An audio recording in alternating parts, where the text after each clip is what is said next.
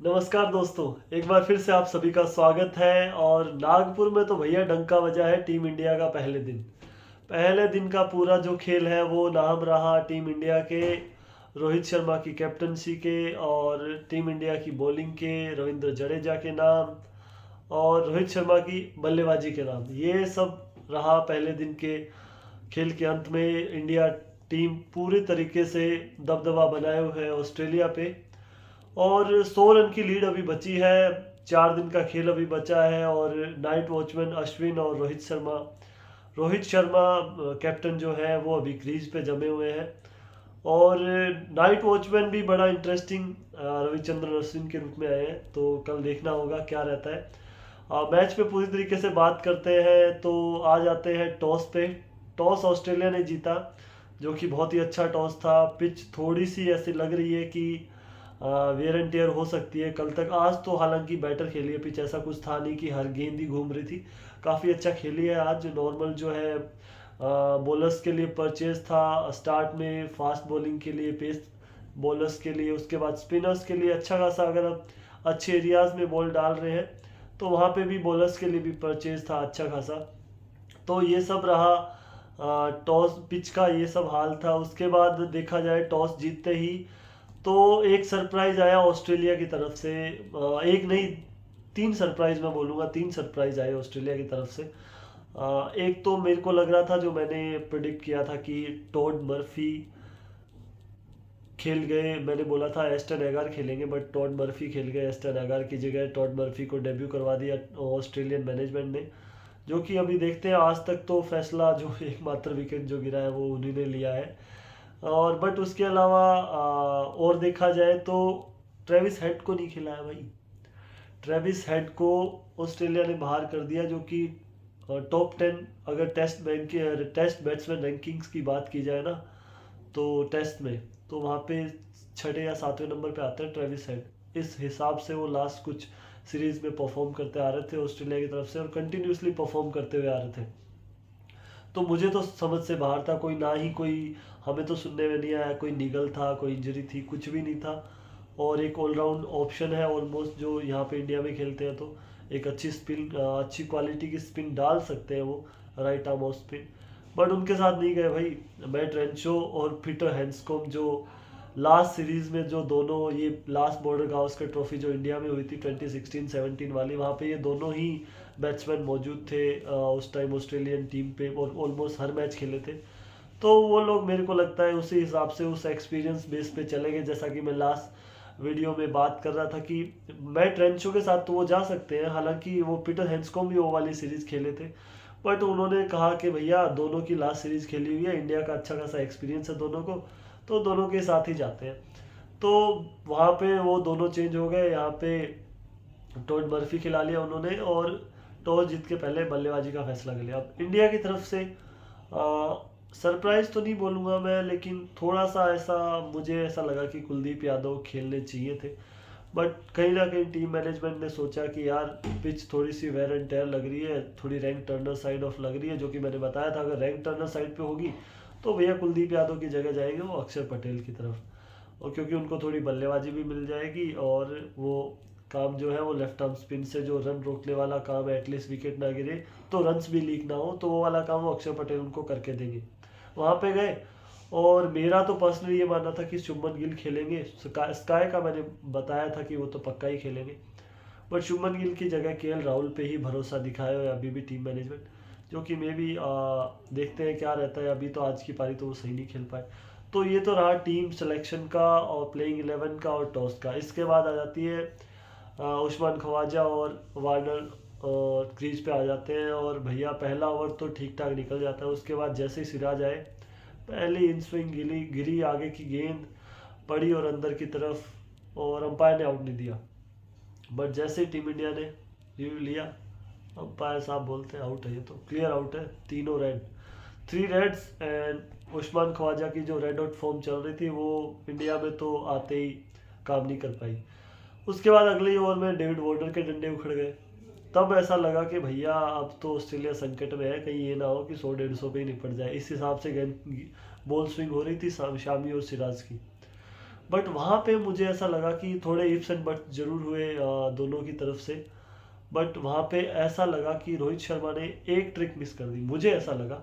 मैंने भी स्टार्टिंग के वीडियो में बोला कि कैप्टनसी अच्छी रही, बट यहाँ पे मुझे ऐसा लगा कि एक ट्रिक मिस कर गए। वो 6 ओवर उन्होंने फास्ट बॉलिंग से करवाए और 7वें ओवर में ही स्पिनर्स को ले आए वो।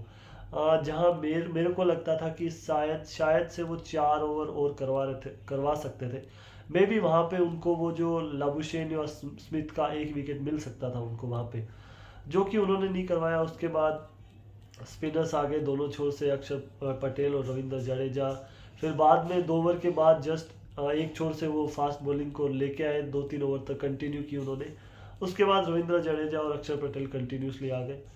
अक्षर पटेल ने गेंदबाजी अच्छी की और एक स्टंप भी मिस हुआ स्टार्टिंग में के एस भरत से स्टीव स्मिथ का। उसके बाद विराट कोहली का भी एक वो टफ चांस था, गेंद क्विक गई थी बॉल उनकी तरफ, बट वो नहीं रुका। उसके बाद एक बोल्ड भी जरा बाल बाल सा बच गए थे वो जडेजा की बॉल पे। तो ये सब चांस मिले उसके बाद फर्स्ट सेशन में। अदरवाइज तो उन्होंने जो खेला है ना, स्पिन को स्मोदर किया है उन्होंने पूरा first session. Block block block block block block करते रहे, जैसे ही ज़्यादा ही ख़राब बॉल दिखे, ज़्यादा ऊपर की या ज़्यादा पीछे की, तो उन्होंने अपनी शॉट्स भी लगाई है। और मार्नस लबुशेन ज़्यादा अटैकिंग रोल में खेल रहे थे और स्टीव स्मिथ ज़्यादा ब्लॉक पे ही रुके हुए थे, तो वो चलते गए। फर्स्ट सेशन में उनको कुछ भी ज़्यादा नुकसान नहीं हुआ। उसके बाद भैया ब्रेक पे गए, लंच के बाद वापस आए, तो आपको एक फ्रेश स्टार्ट तो करना होता है, आपको फिर से स्टार्ट करना था। 5-10 रन बने। उसके बाद जो जडेजा की आगे की गेंद पड़ के घूमी और घूमते ही श्रीकस के एस भरत का यार क्या शानदार स्टंपिंग थी। नर्वस जरूर थे थोड़ा स्टार्टिंग में, बट वो वाली स्टंपिंग करते ही ना बंदे का कॉन्फिडेंस एकदम हाई लेवल पे पहुंच गया भाई। वो वाला करते ही उसके बाद अगली बॉल पे मैट रेंशो आए, अगली बॉल पे मैट रेंशो गए, तो वो तो पता नहीं लगा खेल भी रहे या नहीं खेल रहे। एक बॉल में वो चलते बने और रविंद्र जडेजा आ गए हैट्रिक पे। अब मैं बताता हूँ एक यहाँ पे थोड़ा सा मैं पोज देके ये बात बताना चाहता हूँ कि आज मैंने थोड़ा सा देखा कि ये शायद से रविंद्र जडेजा ने जल्दी रियलाइज कर लिया। जब भी अक्षर पटेल और रविंद्र जडेजा ना वो फोर्थ स्टंप और थर्ड स्टंप वाली line, fourth stump third stump वाली लाइन आगे वाली डाल रहे थे ना, ऑलमोस्ट फुल लेंथ से थोड़ा सा आप ये मान लो हाफ मीटर बॉलर की तरफ, वो वाली लाइन जब भी डाल रहे थे ना, बैट्समैन तकलीफ में आ रहे थे। क्योंकि वो जैसे ही उनको लालच दिखता, वो एयर निकलती बॉल में थोड़ी सी एयर डालते, ऊपर की बॉल होती और वो ललचाते और मार रहे थे शॉट। भाई वो नहीं लग रही थी, इतनी ज़्यादा टर्न हो रही थी वहाँ से पड़ के बॉल। स्टीव स्मिथ का स्टंप भी ऐसे ही छूटा था, वो जो छूटा था। उसके बाद विराट कोहली से कैच भी उसी तरीके की बॉल पे छूटा। उसके बाद से जो ये मार्नस लबुशेन है ना, उनका भी ये आउट है ना उसी बॉल पे हुआ है। तो वो जो आगे वाली बॉल है ना, थर्ड फोर्थ स्टंप पे, उससे बाहर वाली तो क्योंकि वो कुछ काम की नहीं रहती, फिर उसमें जो डिसबैलेंस करने वाला जो बैट्समैन को होता है वो वाला निकल जाता है चांस। तो वो वाली जो बॉल है, जो कि बाद में रियलाइज कर लिया था रविंद्र जडेजा ने अच्छे तरीके से, वहाँ पे वो वाली लेंथ और लाइन है ना, वो अच्छी खासी डाली है उसके बाद रविंद्र जडेजा ने पकड़ के एक तरह से। वो जो ये मैं बोलना चाह रहा था कि यहाँ से गेंद अच्छी खासी घूम रही थी और मट्टी भी उछल रही थी यहाँ पे जब भी बॉल पड़ी। एक अश्विन के पहले ओवर में भी यहाँ पे फर्स्ट सेशन में बॉल गिरी और एकदम से जिप करके अंदर की तरफ आई थी पीटर हैंड्सकॉम्ब को, सॉरी मार्नस लबुशेन को। उसके बाद पीटर हैंड्सकॉम्ब आते हैं और एक ओवर में, अक्षर पटेल के एक ओवर में ना, स्टीव स्मिथ अच्छे खासे अटैकिंग मोड में आ जाते हैं और बोलते हैं भैया अब टाइम आ गया, अब ले इनको। तो उन्होंने थोड़े अटैकिंग शॉट खेले, अक्षर पटेल आए, अक्षर पटेल को एक ओवर के बाद में अटैक से हटा दिया गया। फिर आए रविचंद्रन अश्विन। बट भैया आज जड्डू तो कुछ और ही मूड में नज़र आ रहे थे, ऐसा लग ही नहीं रहा था कि ये बंदा 6-7 महीने बाहर बैठा था, कुछ क्रिकेट खेल ही नहीं है इसने, इंजर्ड होके आया है। वही स्टिक लाइन और लेंथ, थोड़ा सा एक्शन में बदलाव जरूर लग रहा था। थोड़े टाइम के बाद आते हैं तो एक्शन तो थोड़ा थोड़ा तो चेंज हो ही जाता है, लिटिल बिट, वो वाला दिखा। उसके अलावा तो स्टीव स्मिथ को भाई 2-3 गेंदें वही फ्लाइटेड, टर्न होती रही, बाहर जाती रही, एक बॉल आई पड़ के सीधी सीधी और बैट एंड पैड वाला गैप बना और सीधी जाके लगी डंडे पे। तो वहाँ पे स्टीव स्मिथ का काम हो गया और वहीं पे ऑस्ट्रेलिया फंस गया। 6 आउट हो गए उनके, 109 रन पे 6 विकेट आउट।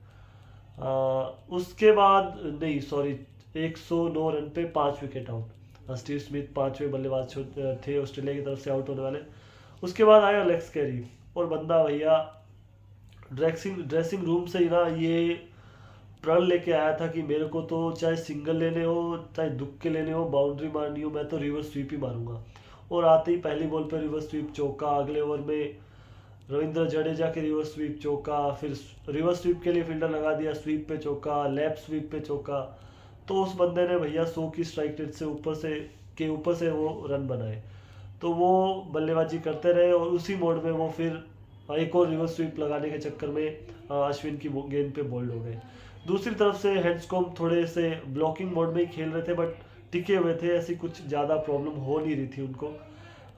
बट दूसरी जोर से विकेट गिरते चले गए। पैट कमिंस आए और पैट कमिंस स्लिप में फाइनली विराट कोहली ने कैच पकड़ा, एक छूटा एक मिस कर दिया।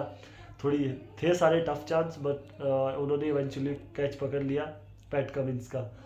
उसके बाद डेब्यूटेंट आए टॉड मर्फी, वो भी एलबीडब्ल्यू का शिकार हो गए रविंद्र जडेजा की बॉल पे। फिर टी टाइम हो गया। उसके बाद में टी टाइम के बाद आई टीम और कुछ खास कर नहीं पाई। तो ये सब तो रहा ऑस्ट्रेलिया की पारी का। 9वां विकेट गिर गया, 10वां विकेट गिर गया, ऑल आउट हो गई 177 रन पे। यहाँ पे मैं पहले तो बता देता हूँ सबसे ज़्यादा रन किसने बनाए ऑस्ट्रेलिया की तरफ से। ऑस्ट्रेलिया की तरफ से मार्नस लबुशेन ने बनाए 123 गेंद खेल के 49 रन। ये टॉप स्कोरर रहे ऑस्ट्रेलिया की तरफ से, 49 रन का उन्होंने स्कोर बनाया। उसके अलावा जो दूसरे टॉप स्कोरर थे वो थे इसमें अलेक्स कैरी ने बनाए 36 रन। और उन्होंने ये क्विक फायर रन बनाए 33 बॉल में 36 रन, 7 चौके लगाए इन्होंने। और जो थर्ड टॉप स्कोरर थे माय बैड स्टीव स्मिथ ने बनाए 37। उसके बाद बनाए अलेक्स कैरी ने 36। स्टीव स्मिथ ने बनाए 37, अलेक्स कैरी ने बनाए 36। ये थे इनके टॉप स्कोरर। पीटर हैंड्सकॉम्ब ने भी बनाए 31 रन। ये इनके टॉप स्कोरर रहे। और अगर विकेट्स कॉलम की बात की जाए तो भैया जड्डू ने खोला है पंजा खोल दिया भाई साहब ने, सर जडेजा ने 5 विकेट लिए और बिल्कुल अंटे पे बॉल डाल रहे थे। बिल्कुल जो बोल दिया ना, चवन्नी रख दी, वहाँ पे बॉल डाले जा रहे थे। हालांकि एक दो बॉल बीच में शॉर्ट ऑफ लेंथ हुई जहाँ पे थोड़े से बैकफुट पंच भी लगे कवर्स की थ्रू, और थोड़ी ओवर पिच भी हुई एक दो गेंदें, बट बाकी उसके अलावा शानदार बॉलिंग हुई। 22 ओवर्स में 47 रन दिए और 5 विकेट लिए, 10 के भी कम एवरेज से, और 2 की ऑलमोस्ट इनकी इकोनॉमी थी। तो आप इससे अंदाज़ा लगा सकते हैं थोड़ी कंजूसी भरी बॉलिंग भी थी और साथ में विकेट टेकिंग भी वो थे। अश्विन थोड़ा देरी से आए, बट 450 विकेट लेने वाले वो दूसरे इंडियन बॉलर हो गए अनिल कुंबले के बाद। और अनिल कुंबले के बाद सबसे ज़्यादा हाईएस्ट विकेट टेकर भी वो इंडिया की तरफ से हो गए टेस्ट क्रिकेट की अगर बात की जाए तो। और उन्होंने पहले आउट किया लेक्स कैरी को, उसके बाद उन्होंने पैट कमिंस को अपना शिकार बनाया, और लास्ट विकेट जो स्कॉट बोलेंड को एक जो कैरम बॉल डाली, समझ नहीं आई स्कॉट बोलेंड को, टैलेंडर के लिए काफ़ी अच्छी बॉल थी वो। तो ये 3 विकेट लिए रविचंद्रन अश्विन ने, 42 रन देके 3 विकेट अपने नाम किए, और एक एक विकेट शामी और सिराज ने लिया। तो ये तो था बॉलिंग लाइनअप इंडिया की तरफ से। अगर दूसरी तरफ हम बात करें ऑस्ट्रेलिया की बैटिंग लाइनअप में, वहाँ पे उनसे एक चीज़ देखने को मिल रही थी कि जितने भी सारे ऑस्ट्रेलियाई बल्लेबाज थे ना, उनका जो फ्रंट फुट था वो थोड़ा सा लेग स्टंप की तरफ, या जो मिड ऑन हम बोलते हैं लेगिश जा रहा था, लेग स्टंप की तरफ जा रहा था। जो हम खेलते हैं ना सीधा पैर होता है, सीधे की बजाय उनका पहले ही थोड़ा लेग स्टंप की तरफ गिर रहा था पैर, ताकि वो लेग स्टंप की तरफ जाके पहले ही थोड़ा सा ऑफ बैलेंस हो रहे थे, जिसकी वजह से जो मैं बात कर रहा हूँ ना, जो ओवर पिच वाली फ्लाइटेड बॉल आ रही थी चौथे पांचवें स्टंप से, तीसरे स्टंप से जो गेंद घूम रही थी, वहाँ पे उनको दिक्कतों का सामना करना पड़ा। जो क्योंकि पहले ही थोड़े से जो उनका पैर था वो थोड़ा सा लेग की तरफ, लेग स्टंप की तरफ गिर रहा था, वहाँ पे उनको थोड़ी सी प्रॉब्लम हुई, और उसकी वजह से वो थोड़े थोड़े माइनर एडजस्टमेंट्स होते हैं, जो कि ऑस्ट्रेलियाई बल्लेबाज स्टीव स्मिथ और मार्नस लैबुशेन ने थोड़ी अच्छी बल्लेबाजी करके भी दिखाई।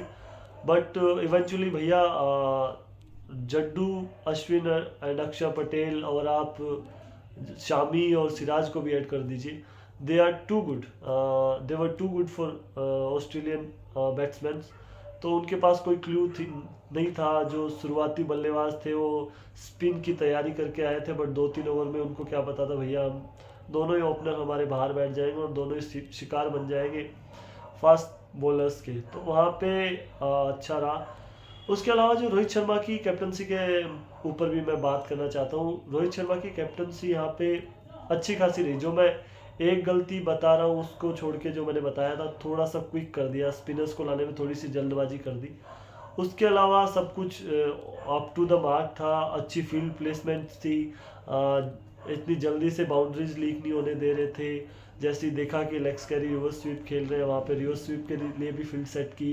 इन एंड आउट फील्ड जो बोलते हैं ना, एक अंदर भी कैच के लिए भी कैचिंग फील्डर भी, बाहर बाउंड्री सेविंग फील्डर भी। फिर लेफ्ट शॉट भी रोक दिया उन्होंने लेग्स कैरी का, स्वीप भी रोक दिया। तो काफ़ी अच्छी वहाँ पे टैक्टिकल अगर कैप्टनसी देखा जाए तो वो की रोहित शर्मा ने। और अच्छे जो बॉलिंग चेंजेस थे ना, अच्छे कर रहे थे। देखा कि अक्षर पटेल आए और अक्षर पटेल की लाइन एंड लेंथ ठीक नहीं है तो उनको हटा दिया, वापस से यार अश्विन पे आ गए।